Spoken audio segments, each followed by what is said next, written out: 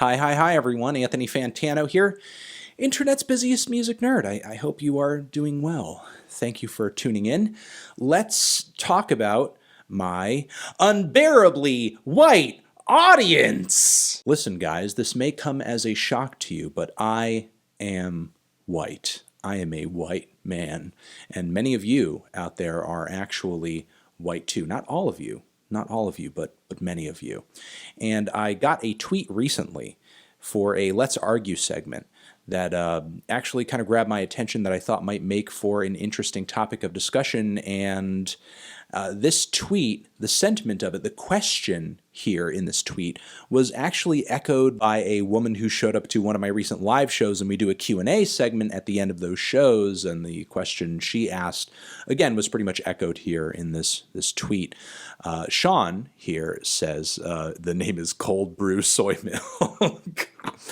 I was more surprised than I should have been to see that nearly the entire audience for your tour was young white males who like memes. Is there something to be said about diversity regarding this?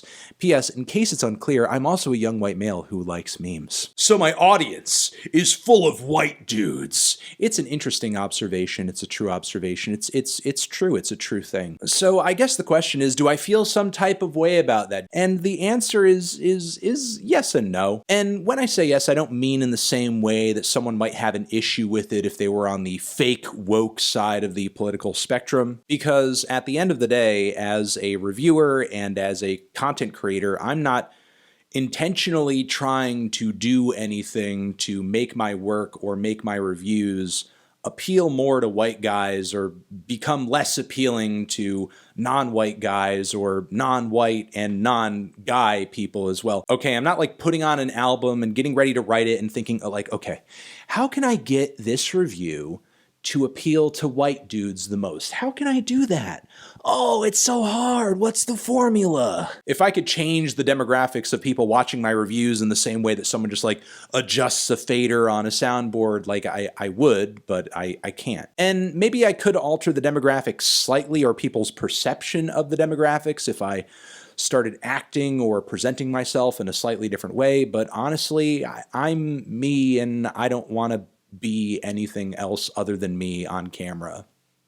I just don't. I just want to be myself. I want to say what I feel, and whatever audience I get as a result of that is the audience that I get, and it just is what it is. And on top of it, if that audience ends up being a bunch of white guys, I don't see anything inherently harmful about that, because there are tons of other things out there on the internet that have a majority white audience and aren't necessarily a bad thing for having a majority white audience. But if there's anything significant to be pulled out of this factoid, that my audience is a majority male, it's a majority white, it is this. And this message is being especially geared toward the white and the male section of my audience. Pay attention. Here it is.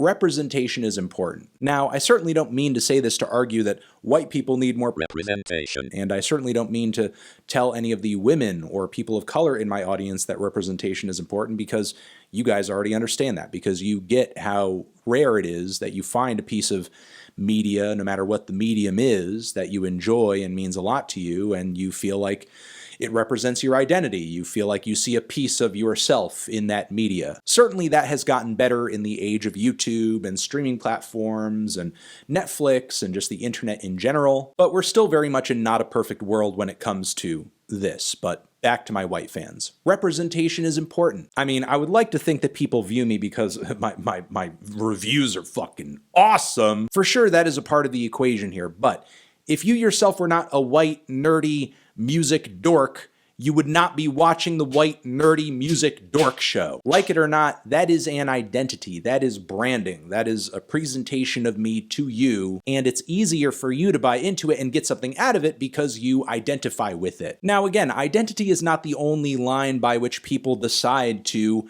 consume whatever media they consume, or enjoy whatever media they decide they enjoy. It's not that black and white, and if it was, I wouldn't have any trans viewers, any female viewers, any viewers of color. Sure, maybe all the media that you consume day in and day out doesn't directly represent your race and your identity and your gender and so on and so forth. But for a vast majority of white dudes, that is the majority of your media diet. And I'm not coming on camera here to wag my finger at you and shame you and say, oh, you don't watch enough content creators of color, blah, blah, blah, blah, blah, blah. All I'm really trying to get you to understand here is that when you see women and when you see people of color and when you see people who are in the LGBTQ community complaining or advocating about the representation of their group or their identity in a piece of media, especially a piece of mainstream media, please take that seriously and see that as significant. If you're a person whose identity is pretty well represented in all corners of media, it might be kind of easy to write off other groups' demand for the same, thinking, why does it even matter? Who cares what color the characters are? Why can't it just be about the story? But the thing is, at the end of the day, everybody is different. Every perspective is different, and every different perspective wants a place and a platform to be able to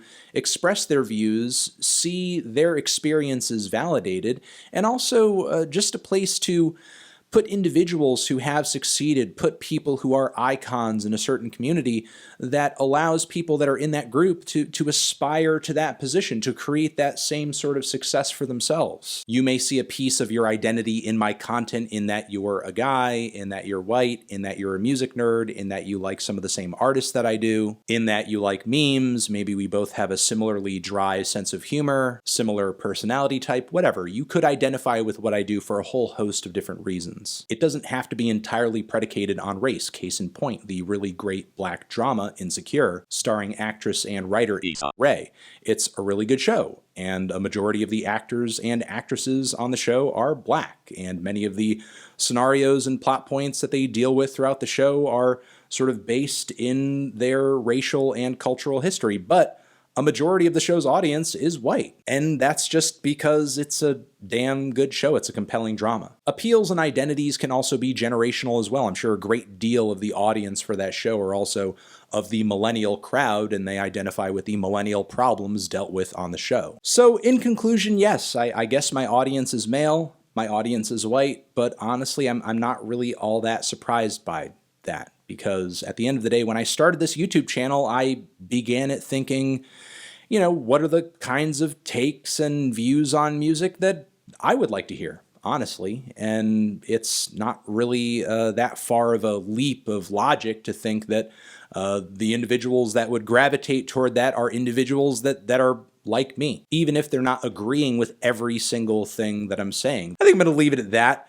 Over here next to my head is another video that you can check out. Hit that up or the link to subscribe to the channel. Anthony Fantano, representation, my white audience forever.